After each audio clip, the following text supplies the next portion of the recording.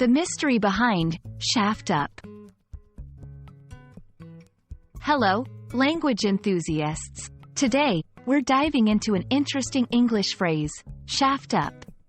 Have you heard of it? If not, or even if you have, stick around to discover its meanings, origins, and examples of its usage. Before we dive into the phrase, it's essential to understand the individual words. Shaft, a long, thin structure or portion. Examples: an arrow's shaft, the shaft of light, an elevator shaft. Up, a direction that is the opposite of down.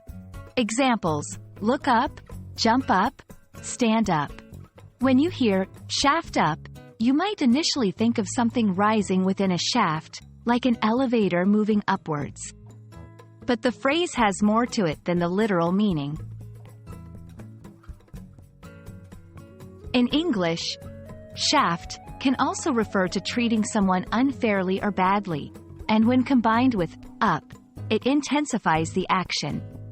Thus, shaft up often means to mess things up or to do something wrong. Example: I really shafted up that presentation yesterday. I wasn't prepared. In this context, the person feels they did not do well, or they made mistakes during the presentation.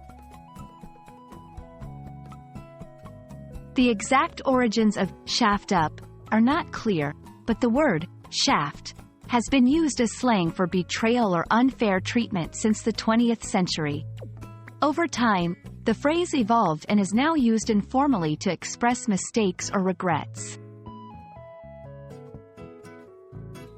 1. I hope I don't shaft up the interview tomorrow.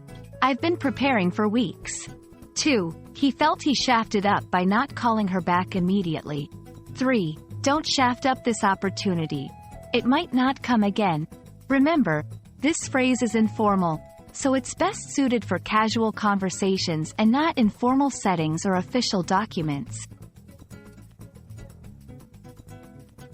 And there you have it. The next time you hear someone say they shafted up, you'll know they're probably talking about making a mistake or regretting an action. We hope you found this video enlightening.